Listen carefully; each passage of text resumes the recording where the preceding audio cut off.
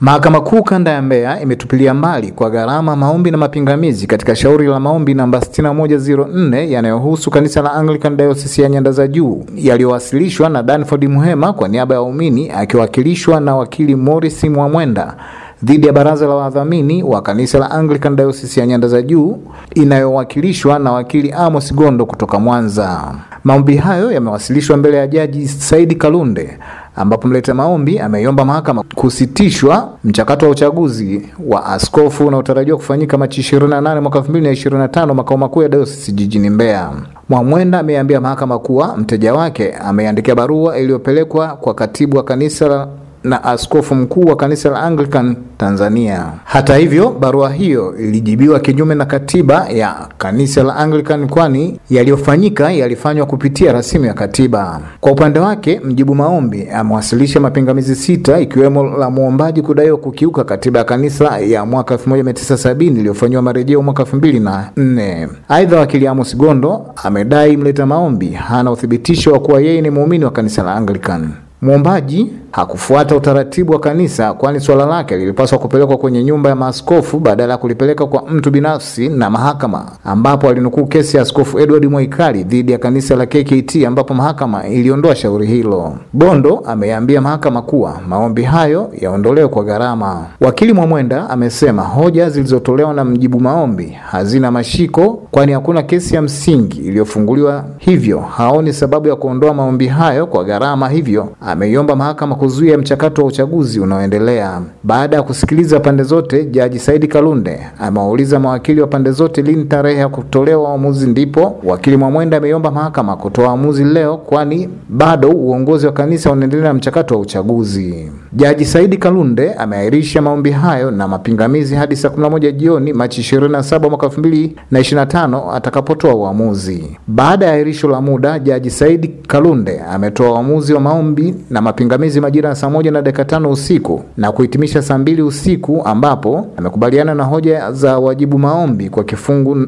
cha 39 kifungu kidogo cha kwanza, kifungu cha 68 na 95. Hivyo mahakama imejiridhisha kuwa waleta maombi hawana maombi ya msingi yanayoweza kuzuia mchakato wa uchaguzi unaoendelea, ambapo uchaguzi utafanyika Machi 28 mwaka 2025. Nje ya mahakama, wakili Amos Gondo amepata fursa ya kuongea na kituo hiki.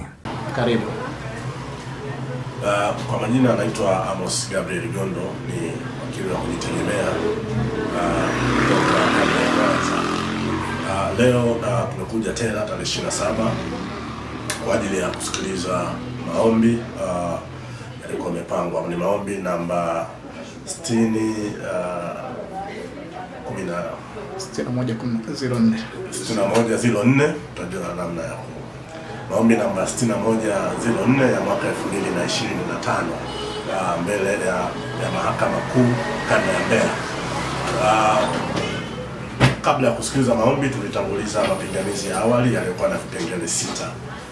Kwa neema ya Mungu, mahakama imesikiliza mapingamizi yote 6, na pamoja na hayo ilikuwa ni kuhoji mamlaka ya mahakama hii kusikiliza haya maombi, lakini pia tumehoji uhalali wa maombi yenyewe kuendelea kuwepo hapa mahakamani, na mahakama imeamua kwamba maombi haya hayana uhalali wa kuwepo hapa mahakamani na imeyatupilia mbali kwa gharama. Kwa hiyo ni hayo tu yaliyotokea mahakamani hapa mpaka muda huu.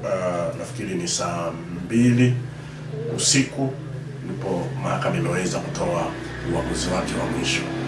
Na kwa faida ya msikilizaji au muumini angependa kujua mapingamizi gani ambayo ninyi mliwasilisha hapa? Kama nilivyosema, mapingamizi yalikuwa na hoji kwa mamlaka ya mahakama hii kusikiliza hayo maombi, lakini pia pamoja na mambo mengine,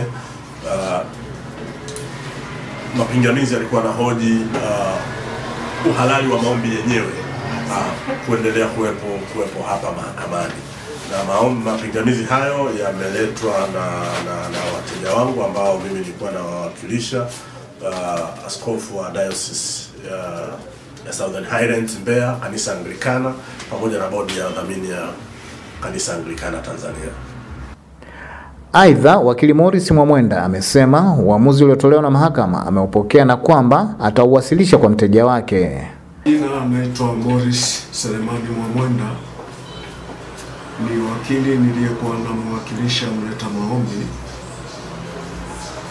mbele ya mahakama kuu ya Tanzania kanda ya Mbeya, na leo ilikuwa ni usikilizwaji wa maombi yenyewe, na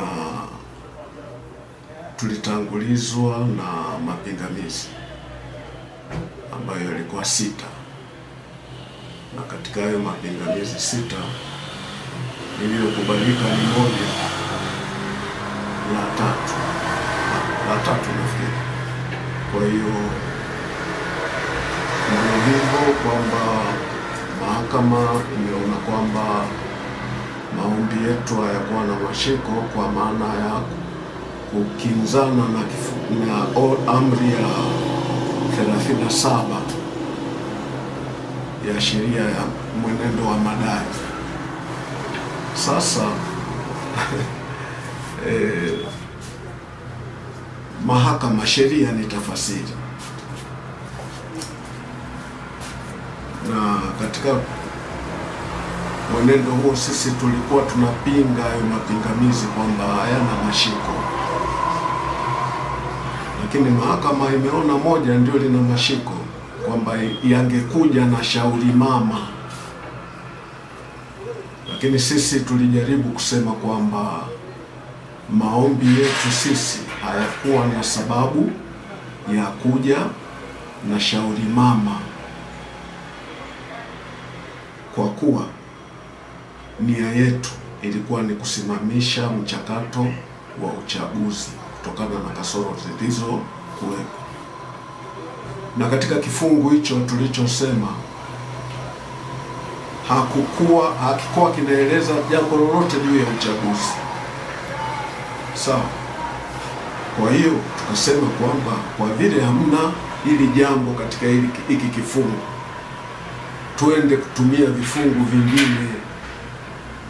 Lakini kama ilivyo mahakama kawaida, kesi ni nani unamkuta mezani, tumekubali na tutaangalia hatua zingine baadaye zitakazofuata.